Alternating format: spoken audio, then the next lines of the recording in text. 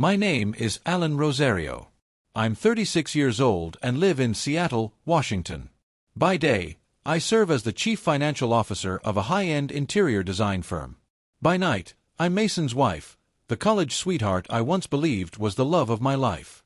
We were together for 11 years and married for 6. There was a time I thought nothing could ever shatter the bond we shared. But sometimes, the beginning of the end doesn't come with a dramatic fight or an explosive betrayal. Sometimes, it's just a text preview on a locked phone screen. That morning was like any other.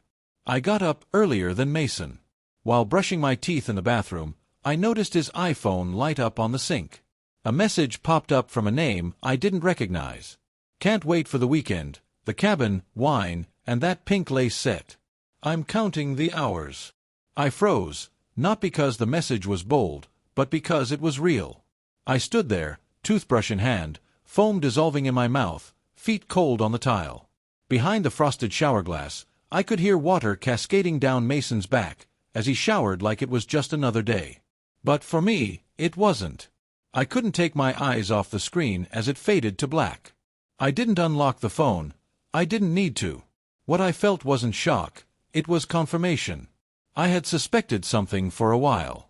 Mason had started using last-minute business trips as an excuse, leaving me alone on weekends in our once cozy home. He'd begun bringing his phone into the shower, something he never used to do. His laptop now had a password. And those warm eyes that used to search for mine? They now skimmed past me like I was an old painting hanging on the wall.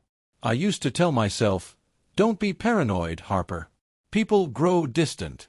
Don't overreact." But that morning, all I wanted was to go back and shake myself, whispering, "Stop being stupid." I washed my face, dried my hands, and did my makeup as usual. My hands didn't tremble. Instead, I felt an eerie stillness, like I'd stepped outside my own life and was just watching it unfold. When I walked out, Mason stood at the mirror, tying his tie. He glanced at me and smiled, just like any other morning. Maybe he hadn't realized that everything had already changed. "I have a client seminar in Portland this weekend," he said, adjusting his collar. "I'll be home late Sunday." I nodded. "Don't forget a coat." "It gets cold at night," I replied, my voice flat and emotionless. I didn't mention the message. I didn't ask who was counting the hours. I didn't want to disturb the carefully crafted performance he had worked so hard to maintain, because in my mind, something else had already begun. And I wouldn't say a single word until it was complete. Mason always slept like a rock after Thursday night tennis and 2 whiskeys. I knew that as intimately as I knew his fingerprint, his right index finger, the one that unlocked his phone. That night, once he passed out, the scent of whiskey and shampoo lingering in the air, I gently took his phone and placed his finger on the sensor. Click. The screen lit up. A chill ran down my spine, like the wind off the lake by the cabin where he once promised to build us a balcony. The text about the pink lace was just the surface. What I uncovered was a second life, one I never even suspected existed. Her name was Claire Donovan. She wasn't some young, naive girl. She was a sales rep for a medical device company, around 38, and lived in Tacoma. Sharp-witted. Experienced. Married. Her husband's name came up in an older message. Tyler will be in San Jose all week. The cabin's all ours. Tyler Donovan. I Googled him. It didn't take long. Tyler Donovan. 41. Residential architect. Specializing in sustainable spaces. Owns a firm in Bellevue. His LinkedIn profile showed a tall man with light stubble and a tired but kind smile. I didn't sleep that night. Each message was a knife, slicing through memories, of every Portland training, of every weekend I spent alone, clinging to routines, the dishwasher humming in the background. The next morning, I sat at my desk, writing and rewriting a message at least 15 times. Finally, I hit send. "Hi Tyler. This is Harper Lewis. I believe my husband, Mason Lewis, and your wife, Claire Donovan, are having an affair. If you're open to a conversation, I can share evidence. My number is 265-573-21. My palms were slick with sweat. 3 hours later, my phone rang. His voice was calm, but I could hear the tremor beneath it. "Is this some kind of joke?" I wish it were, I replied, my throat dry. I have texts, photos, even their plans for this weekend, at the Chelan Lake cabin. A pause. What do you want to do? He asked. I tightened my grip on the phone and spoke carefully. Would you want to meet them there, with me, before they uncork the wine? Before they take off their coats? Tyler didn't answer right away. Then came a long exhale. Okay. Let's meet first. I want to see what you have. We agreed to meet Saturday morning at a small cafe in Ellensburg, halfway between Seattle and Chelan. I arrived early, choosing a corner booth with a clear view of the parking lot. And when Tyler walked in, I recognized him instantly. Tall frame, light brown coat, a stride heavy with silent grief. He sat without small talk. I placed my phone on the table and opened the message thread between Mason and Claire. With each swipe, I saw his jaw tighten. When he reached the photo Claire had sent, her painted toes on the hardwood floor of the cabin, he froze. He knew the floor. It was his design. He leaned back and closed his eyes. I thought it was just work. Just distance, he murmured. She never wanted counseling. Now I know why. After nearly an hour of conversation, Tyler said, I still have a spare key to the cabin. Claire doesn't know I kept it, I nodded. Mason thinks I'm on a business trip in Spokane this weekend. He has no idea I'm anywhere near here. Then we'll get there first, he said, looking directly at me. But no yelling, no drama.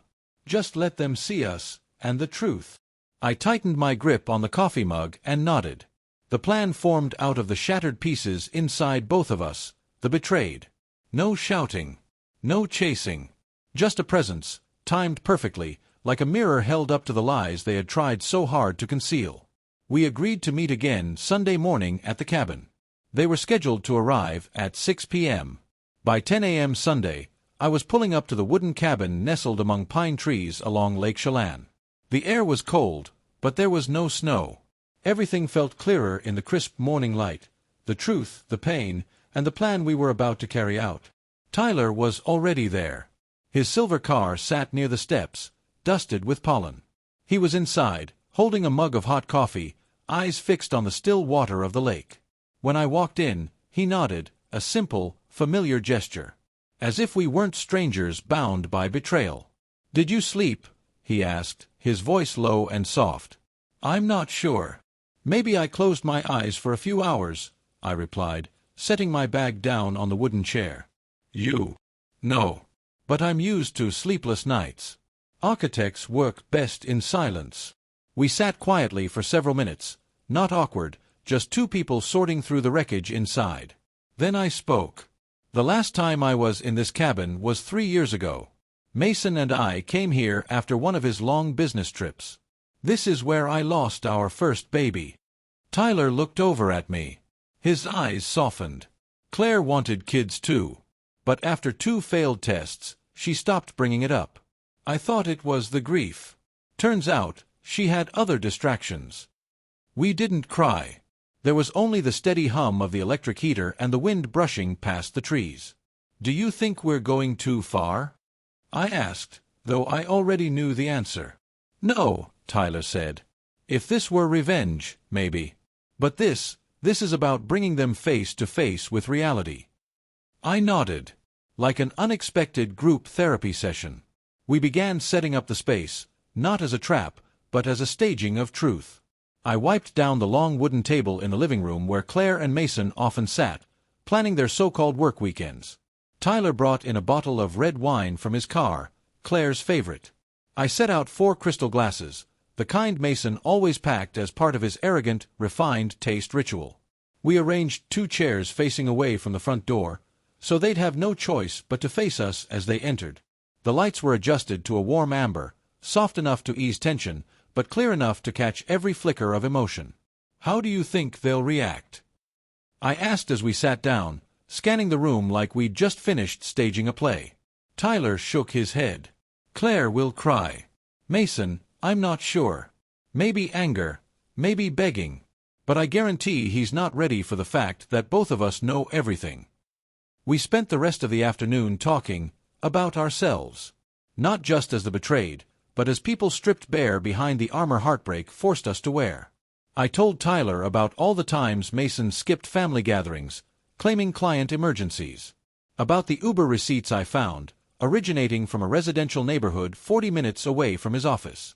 How I once convinced myself he'd just stopped at a bar with friends. Tyler shared how he once caught Claire smiling to herself while texting, only to snap her phone shut the moment he walked in. "I knew something was off," he said. "But I chose to trust her, until you messaged me." Outside, the sky turned gray. The clock read 4:12 p.m. "Less than 2 hours," I said, adjusting the last glass. "Are you scared?" Tyler asked. "I'm not afraid of the truth," I replied. "I'm only afraid I might forgive the unforgivable." He looked at me for a moment, then nodded. "I'll remember that." We stepped out onto the porch, standing together as the stillness of the lake made time feel like it had stopped. 5:57 p.m. The air inside the cabin was tight, strung like a wire ready to snap. Tyler and I sat silently in the living room, facing the entrance. 2 wine glasses rested on the table beside the bottle of Red Claire once called the only thing that makes a weekend feel special. On the armchair across from us sat a thick envelope, filled with everything we needed: printed messages, screenshots, credit card statements, and a voice recording of Mason's assistant casually confirming that Mason didn't have any meeting in Portland. We heard the crunch of tires on gravel in the distance. Tyler looked at me. I said nothing, just nodded. A black SUV pulled up to the steps. Mason stepped out first, leather jacket on, holding a suitcase and a gift bag. Claire followed, carrying a bouquet of pale pink tulips. They were laughing, carefree, as if arriving at a honeymoon retreat. The door opened. Claire entered first. Her smile froze instantly. Mason bumped into her back, then looked up, just in time for our eyes to meet. Mason dropped the gift bag. Inside was a bottle of champagne. It rolled across the hardwood floor and shattered. The strong scent of alcohol filled the room. Claire's mouth fell open. The flowers slipped from her hands. The petals scattered wildly, like a visual metaphor for what had just happened. An illusion, blown apart. "Welcome to your weekend getaway," I said, my voice light as a breeze. "We've prepared wine, chairs, and the truth." Mason stood frozen, lips tightly pressed. Claire stepped back half a pace, her eyes darting to Tyler for help. "Harper, it's not what you think," Mason began. "It's not." I tilted my head. "Then what about the texts? The cabin, the wine receipts, and the Uber confirmation to her neighborhood? Are those not what I think, either?" Tyler stood. "And what about me, Claire? You said you were going to a seminar with a female co-worker. You even texted, 'Good night, miss you,' before turning off your phone. Was I imagining that too?" Claire broke down, covering her face. "Tyler, please, don't." "No," he said, his voice steely. "Don't what? Don't stand here and face you? Don't hear the truth? Don't watch my wife cheating in the very house?" I designed this moment with my own hands.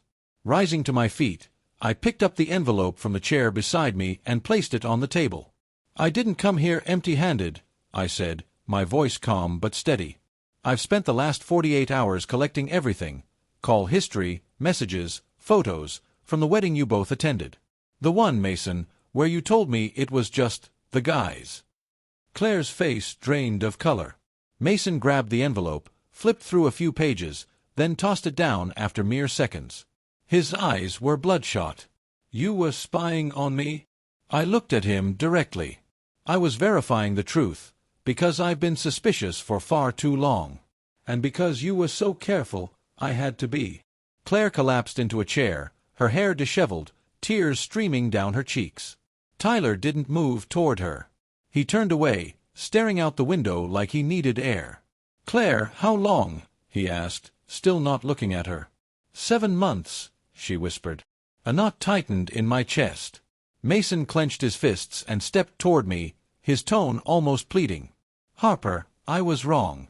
But that doesn't mean I stopped loving you." I stepped back. "If the love you're talking about is the kind that brings another woman to the same place where I lost our child, then you can keep it."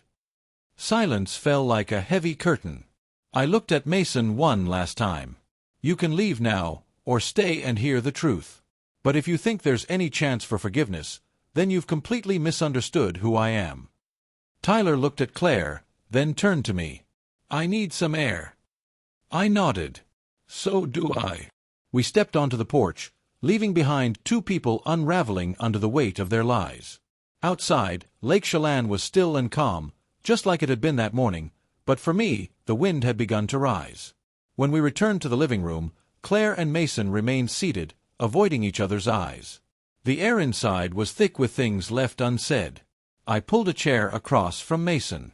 Tyler sat beside me, his eyes locked on Claire. No one spoke until I placed a second folder on the table. The atmosphere shifted. Mason, I said, my gaze steady, have you ever told Claire why we've kept separate finances for the past 6 years? He stiffened. Harper, I'll tell her. I cut him off. Claire, maybe you didn't know, but Mason racked up over $42,000 in gambling debt back in 2015. His parents paid it off quietly to protect his career. After that, I had no choice but to keep separate accounts, not out of distrust, but because I saw how much he could hide. Claire turned to him, stunned. You never told me. Because it has nothing to do with what's happening today, Mason snapped. Doesn't it? I tilted my head, locking eyes with him. You cheated on me, and justified it by saying I was too busy, too cold. But you forgot to mention to your mistress that I was also the one carrying the financial weight. I've been paying this cabin's mortgage every month, while you were out lying and gambling with your old friends in Tacoma. Mason lowered his head. Tyler now turned to Claire. And you, he said quietly, you told me the bank delayed the roof repair loan. But the truth is, you transferred nearly $10,000 to a rehab center in Spokane. The recipient, Jackson Donovan. That's your brother, right? Claire looked overwhelmed, her face pale. I didn't want you to worry. No, Tyler said, his voice steady but cold. You didn't want to share the truth. You've been living 2 lives. One with me, one with Mason. And the worst part is, both were built on lies. Silence swallowed the room again. I nodded slightly, then said, That's the one thing you two have in common. You've never been honest, with us or each other.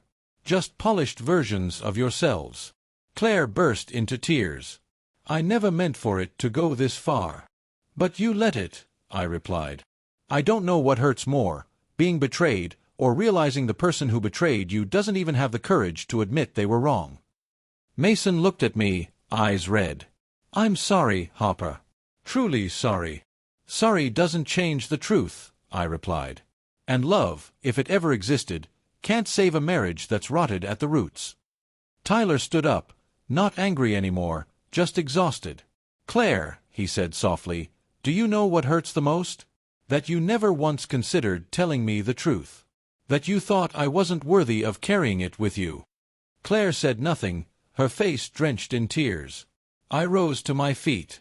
I didn't come here to get love back. I came to reclaim the truth. Then I turned to Mason. And the truth is, you don't love me. You love the validation of being admired.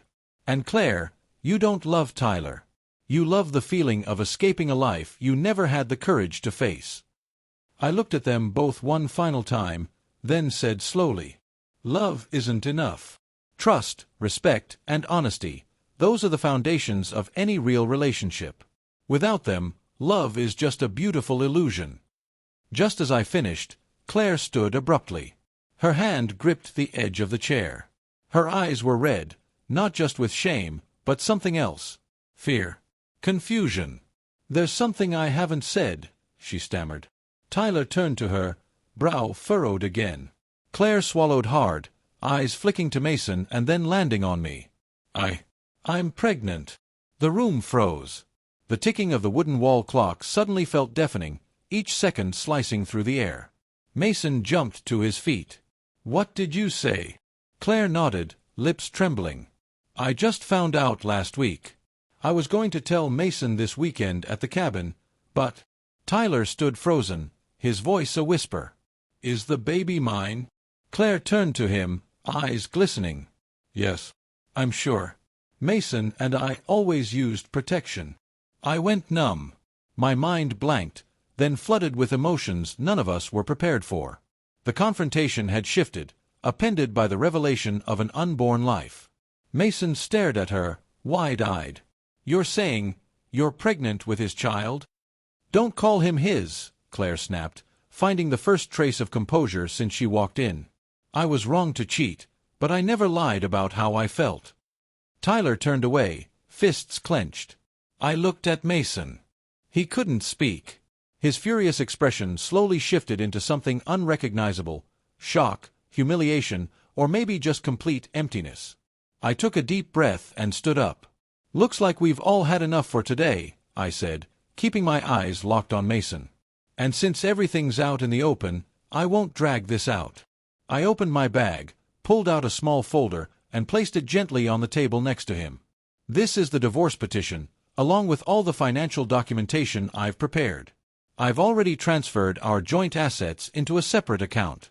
Legally, everything's been verified by my attorney. I have nothing to hide." Mason still said nothing. "You can review it or refuse to sign right now. But I'm not changing my decision."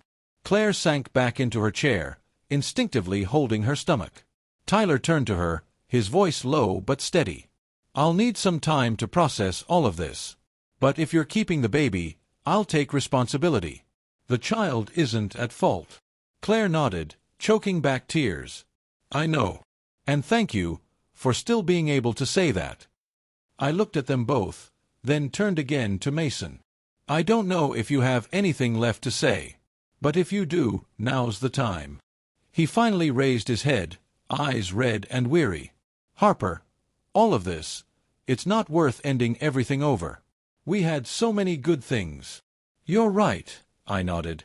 "We had so many good things. But the fact that you chose to throw them away for some vague emotional thrill, with someone who isn't even honest with her own husband, means I have to protect whatever is left of my life." Tyler stood, polite but firm. "I'll head to the car. Harper, if you need anything after this, call me. I think we still have a few conversations left to finish." I nodded, grateful for his calm presence. Claire stepped toward me, hesitant.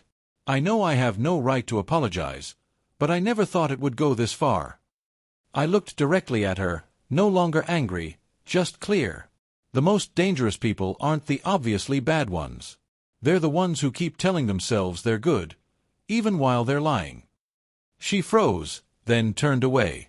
I picked up the folder again, pulled a pen from my coat pocket, and signed the bottom left corner of each page. When I put the pen down, I felt lighter than I had in years. Lighter because I no longer had to hold together a marriage that had already rotted. Lighter because I no longer had to pretend to trust someone who didn't deserve it. I looked at Mason, the man who had once been my whole youth, the dream of a family I used to believe in. "Good luck," I said. "You're going to need more than that." Tyler and I left the cabin around 9 p.m. inside. Mason sat motionless in his chair, while Claire curled in the corner of the room, clutching her stomach like it was the only thing left she could hold on to. No one saw us out. No one needed to. We walked in silence, the crunch of dried leaves underfoot reminding us that a chapter had officially closed. Tyler opened the car door for me, then got into the driver's seat. Before starting the engine, he glanced over. "Do you want to eat something?" he asked gently. "I know a little place in downtown Chalon that stays open late. Nothing fancy, but their chicken soup's pretty decent." I laughed. A hoarse, unexpected laugh, but real. "Yeah, let's eat. I'm starving." We sat side by side in a small diner, the warm yellow light casting a soft glow over the old wooden table. Neither of us tried to analyze what had just happened. Instead, we talked about quieter things, like how Tyler once considered quitting architecture to go to pastry school, or how I had dreamed of opening a bookstore cafe in Santa Barbara, a dream I let go of after Mason called it unrealistic. After dinner, we said goodbye with a light handshake and a silent nod. We didn't become lovers, but that night I knew I had gained something even more grounding, a friend. Someone who had walked with me through the darkest night. 6 months later, I stood on the balcony of my small beach house in Port Townsend, holding a cup of hot tea and watching the waves crash against the shore. The divorce was finalized in less than 2 months, thanks to my meticulous preparation, documentation, and clearly defined assets. Mason didn't fight it. Maybe he knew the longer it dragged out, the more he stood to lose. I received the majority of the assets, including a one-time buyout for the old cabin, which I later sold back to Mason. I didn't need to keep a place filled with ghosts. Mason lost his promotion opportunity at the financial firm. His boss, BC, a strict but fair woman, found out what happened through an internal company event. No one said anything outright, but slowly, he was removed from major projects. From next-in-line executive director, he became the guy overseeing Team B, temporarily. Claire gave birth last week. Tyler texted me. Baby's here. Healthy. A girl. Emotions are all over the place, but we're trying. Attached was a photo, a tiny hand wrapped around Claire's finger, and Tyler looking into the camera with a softness I'd never seen before. I don't know if they got back together as a couple, but they're clearly learning how to be honest with themselves, and with each other, even if it's late. As for me, I live alone now, in a new house by the sea. It's not far from Seattle, but peaceful enough that I can hear the wind every morning. I changed jobs. I'm no longer a CFO. I now work as a freelance financial advisor, on my own terms. No more back-to-back meetings. No more midnight email chains. I've also learned how to unplug, how to rest, and how to breathe. Tyler and I still keep in touch. Not often, but consistently. Sometimes it's a quick, happy Thanksgiving. Sometimes it's, saw a little French-style cabin in Oregon. Made me think of you. Beautiful. And sometimes it's just a 15-minute call to ask, are you doing okay? I don't need anything more. We walked through one of the longest nights of our lives together. And even though we never say it aloud, I know, we're friends. The kind of friendship that needs no labels. Just a look to understand. That evening, I sat on the front porch with my favorite book and a small music player softly playing a Debussy symphony. I didn't think about Mason anymore. No more pain. No more regret. Only a quiet peace, like the autumn sea. I had survived what once felt impossible. And most importantly, I had found myself again. One early morning in March, just as the sun rose over the distant pine trees, I woke up earlier than usual. Not because of an alarm. Not for a meeting. Not for a packed schedule. But simply because I wanted to enjoy the quiet beauty of a moment I had missed for far too many years. The sunlight streamed through the glass windows, spilling across the living room of my small home on the bay in Port Townsend.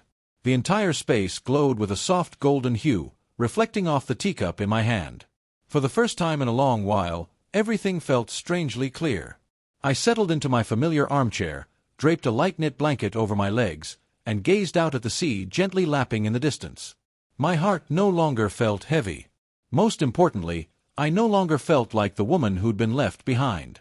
The truth is, I had divorced and started a new chapter. Mason had once been a significant part of my world, but he was never meant to be the destination. He came into my life to teach me a hard, expensive lesson, that trust should never be handed to someone who doesn't know how to protect it. Love can't survive without honesty, and blind sacrifice only makes us forget our own worth. For years, I tried to be the good wife. I strived to succeed at work, speak gently, forgive flaws. And what did I get in return? A marriage filled with betrayal. A husband who no longer saw me as his partner, but as someone he needed to quietly escape from. Did it hurt? Of course.